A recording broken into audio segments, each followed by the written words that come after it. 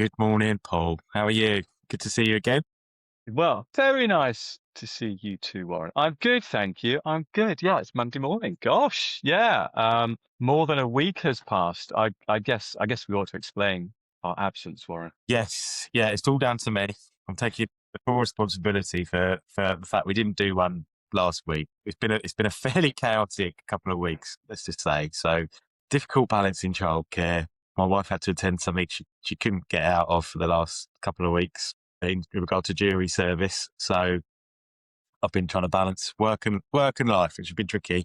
But I've really missed this, Paul. Got to say, I've been looking forward to it the last week. Well, Could me, you? me too. Look, you did the right thing with priorities. I haven't checked. I imagine there's been hundreds, if not thousands, of emails. So where where were we? Yeah, I'll check the fan mail. I'll check the fan mail later and see how many we've got. Yes, What about yes, yes. what about you? So, tell me what you've been doing in the last 2 weeks. What I've been doing, it's been good actually. Um, I've been doing the thing. A friend of mine who's a builder says the hardest thing is finishing existing projects and Yeah, starting new projects. And I've been doing exactly that. So over the last couple of weeks, I've closed or got closer to completion several projects, and they're always slightly not awkward, but you sort of complete the work you've done, and then there's usually a few loose ends, or there's some queries, or there's some follow-ups. Um, and so I'm sort of going through that. And then with the new projects, it's funny because they always follow a very similar pattern, which is like when the mist clears when you're at the top of a mountain and yeah, you start and you can't see a thing and it all makes very little sense. Then quite quickly after you have the kickoff meeting and maybe a subsequent conversation, then you start to see the horizon and it yeah. starts to make sense. So yes, that's what I've been up to. No, how do you feel when you get to the end of completing or close to the end of a project? Do you filled with like satisfaction, fulfillment, or are you sad it's all over, or a bit of all three? I think what I've encountered recently, because I got better at it, is satisfaction. Because the challenge is that quite often Yeah, as a consultant, you don't follow things all the way through. And so true. it can feel a bit unsatisfactory if you sort of are not really clear about where your end point comes and what success looks like. Yeah, And I've got much better yeah, at defining that end point, even if it's not the completion of the whole initiative, it's just the completion of my bit. So I've had quite nice satisfaction over the last couple of weeks because I've been super clear about this is where my work finishes and the client follows on. yeah. And that's a nice closing point, really. That's a really good point when you're a consultant, I suppose, is being clear on the end point so you can feel the real satisfaction of getting to that bit. Because like you say, you don't see the bit after, do you? I guess for the impact or the implementation sometimes. So whereas I'm still in-house and I'm right in the middle of some big, exciting projects. And I must admit, I'm really loving just being in the middle of it, if I'm honest. Like it's really exciting. And there's a little bit of living in the imperfectness of one thing I've learned is you've got to live in the imperfectness of these things, right? These things change they're quite fluid when you're in the middle of them. So you have to adapt to things maybe changing at different levels of the organization or priorities maybe moving slightly. So, but I quite enjoy that and the challenge of it. So I'm right in the middle, and I guess I'm looking forward to seeing the kind of the sort of a bit of the long tail impact of some of the things we're doing. So yeah, slightly different approaches, I suppose, slightly different. Yeah, and I think it's interesting you mentioned that because it feels like there's thinking stuff and there's doing stuff, and it's quite nice, I think, and quite useful to delineate the two. And on the thinking stuff, I think it is possible to put some parameters around it. We start, then we stop. We get to a conclusion, a recommendation, agreed action. And then on the doing, that is ongoing and therefore Yeah, harder to put end dates around, although there are clear deliverables.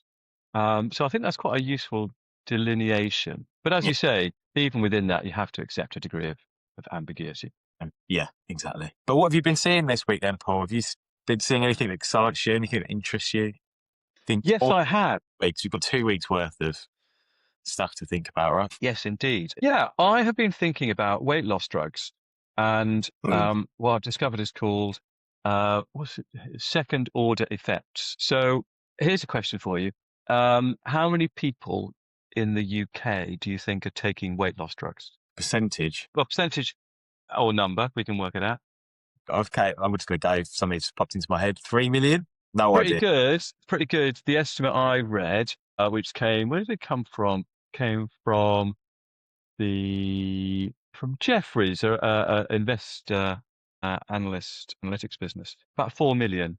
It's about 7.5% of the adult population. Is that, well, it's a bit higher than you thought. Yeah. Probably about it's a roughly in the area I thought it might be. You'd Okay. think it's talked about a lot in the media, so you might assume it's more, but actually Yeah. that's still a lot of people. Still a lot. 4 million. So, what do you think the impact of those 4 million people taking weight loss drugs is? Big question. Well, there's the impact physically that people lose weight. Yeah. Or Yeah.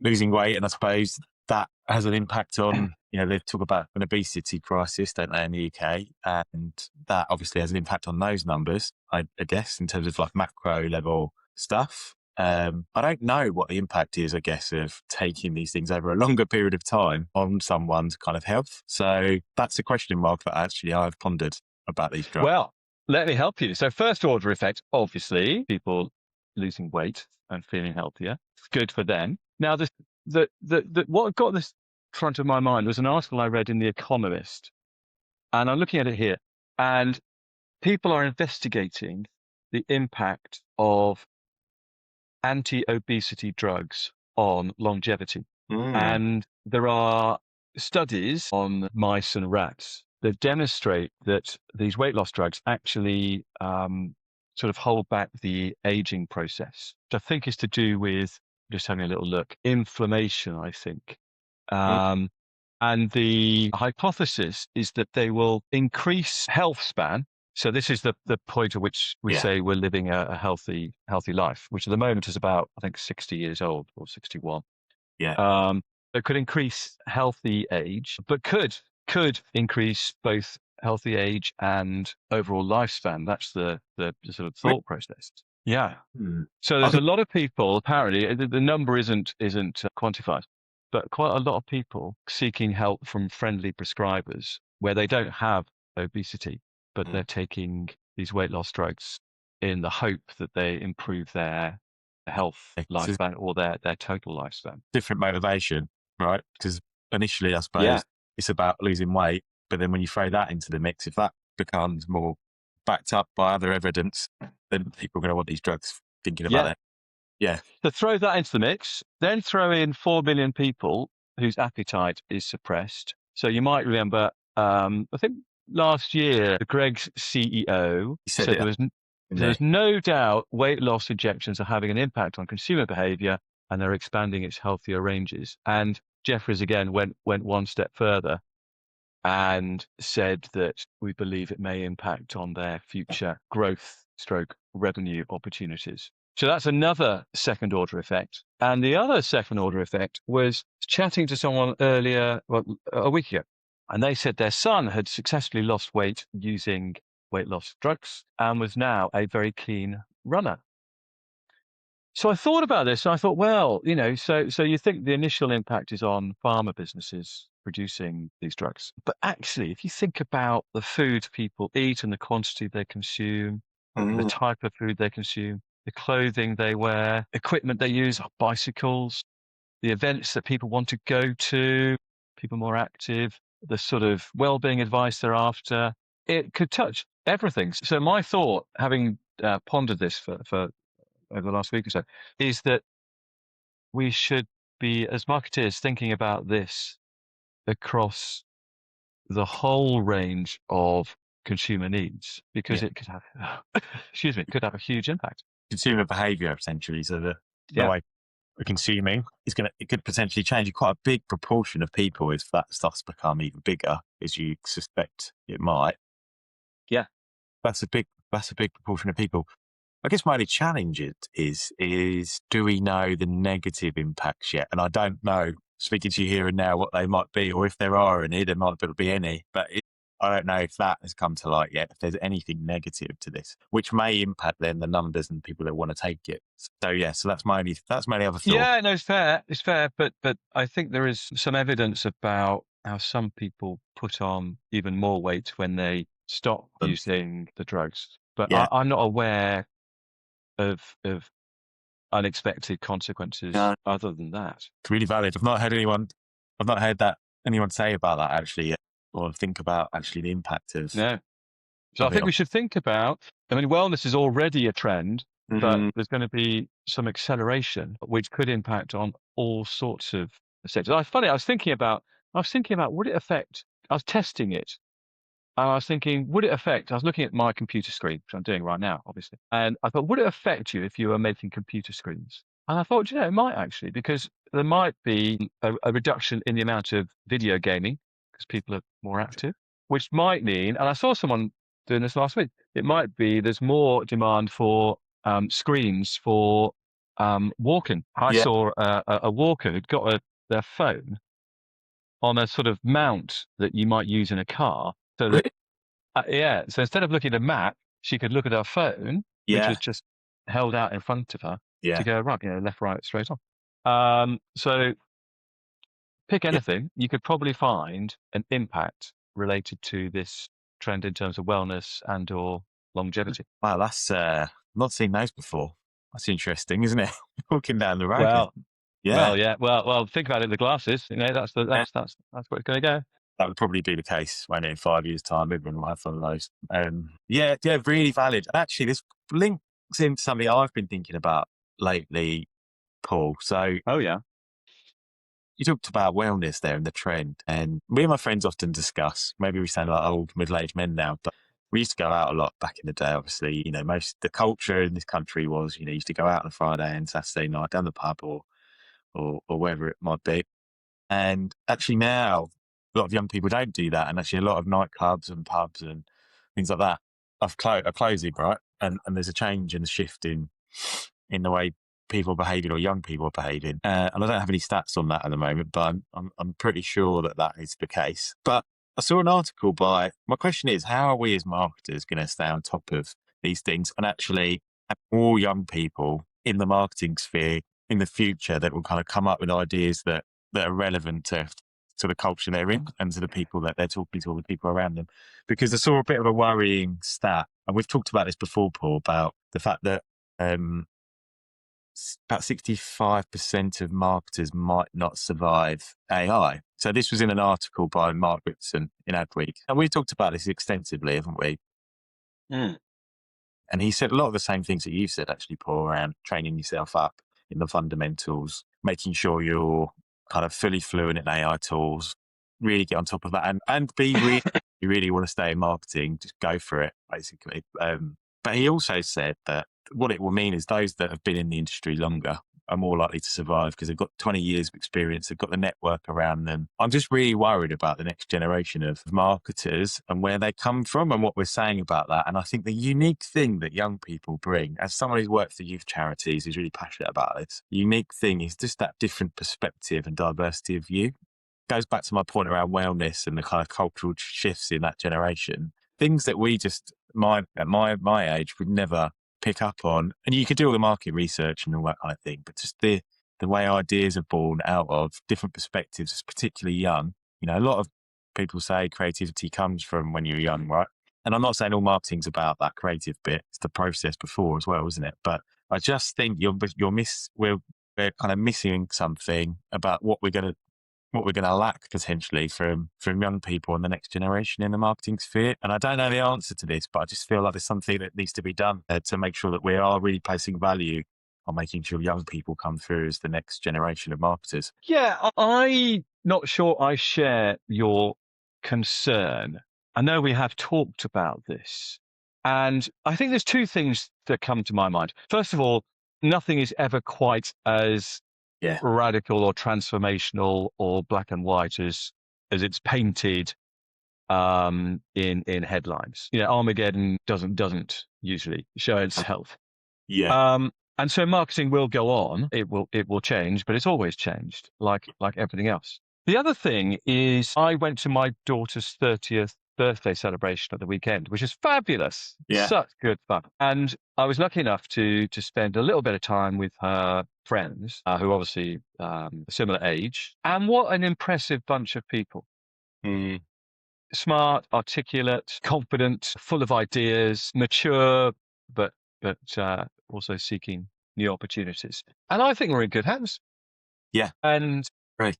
I think provided we accept that things naturally change and we do the best we can in the moment in terms of supporting people and doing the best work we can do, I think things will take care of themselves, because Yeah. at an individual level, these young people Will shine. of all shapes and sizes and Yeah. colors, they'll just make their way, and it will be fabulous. Yeah, I don't share your concern, No, but I recognize the challenge.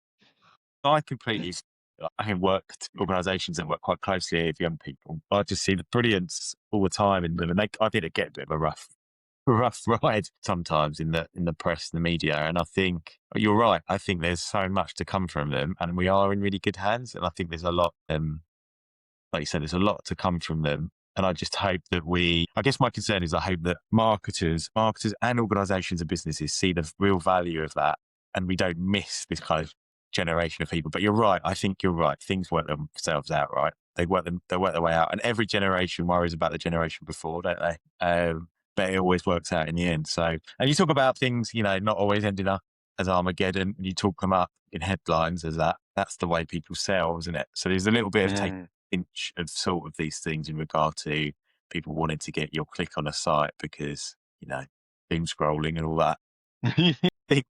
I think sometimes you can get wrapped up in these things. So it is important to have a bit of perspective. I do still think there's things we could be doing to make sure that we're giving young people opportunities in new ways. Like you said, AI will create new ways or new roles, won't it, from this kind of period we enter. So ensuring that young people don't miss out on those, and that we are making the roles at a kind of lower level, because you are starting to see those disappear, right? There's more junior roles, that we are really thinking outside the box in that regard. So I think that's my thought and my concern. And I think you're right, but we shouldn't worry too much. We've got a great bunch of young people coming through, and things will find their way. Yeah, and I suppose we should be as focused as we should always have been on thinking about the future, thinking about how things need to change, thinking about developing people, thinking about people as being the asset. I don't think those truths have changed. There are new factors to consider in deciding how to progress things and what the future might look like. But I think the fundamental truths remain: look forward, think about people, Yeah. and other such things. And then, let things take care of themselves and let people's creativity and imagination come to the fore. And actually, just to make the point, Ripson in his answers actually doesn't doommonger. He does actually say things will just be different, and it's kind of how you adapt to that. It's kind of what you say, Paul. So yeah, beautiful. Let's watch this space, see how things change. Right, we'll be coming, I'm sure. Yes. Yeah. So tell me, what are you doing in the week ahead, Warren? What's happening? Yeah, I'm out a bit more this week. So this week I am actually going for an event. I'll talk about this more next week, but I'm going to Silverstone for an event. So I'm looking forward to that, because I am one of these people that I was not into F1 in the slightest, actually, Paul, back in the day. But I've been hooked in by their marketing. So I've been hooked in by Drive to Survive, Netflix, and that's next week about that and what they've done. Deep dive into it a bit more, because I think what they've done is incredible. If they can hook someone like me in who's just not interested at all, I think there's something that they're doing that is just brilliant in terms of what they've done with their marketing over the last 10 years. So yes, look forward to that, and I can report back. And then the week after that, well, actually next week, I'll be able to talk about the shows at the Royal Albert Hall. Yes. Yeah, so lots going on. Amazing. And will you get to drive at Silverstone? I don't think so. Maybe. I'll let you know. We'll let you know. Yes. Let's see. Be nice to, wouldn't it? What about you? I have got a fun week. I'm off to Portugal. I'm going the next 10 days in Portugal. There's a bit of work. I'll talk about that next week. And this week, I am working for some of the week, and then I'm going to try and relax and get a bit of rest. That's my plan, because we always say, if someone asks us, we'd say, oh yes, rest is so important, but then we'd deprioritize it for ourselves. So I'm going to try and role model the practice what I preach, and actually get some rest and relaxation in the Portuguese drizzle. But it will be warm drizzle. So yeah, it'll be great. I think it's going to be a bit wet, but that's fine. That's fine. It's a change. You need a bit of rest. That feels like it's coming at a natural point when some of you're completing some of these projects, Paul, and you're about to start new ones. So it feels like Exactly. So I shall return. I shall be here next week on the podcast. Yeah. Albeit from the Algarve. I think you should start a travel podcast, Paul, because someone did podcast. This reference may pass you by, Warren, but someone did refer to me as Alan Wicker a couple of weeks ago. I remember Alan. Yeah, stuff. Well, have a good week, and you too. Catch you base next week. I look forward to it. Take care. Cheers, Paul.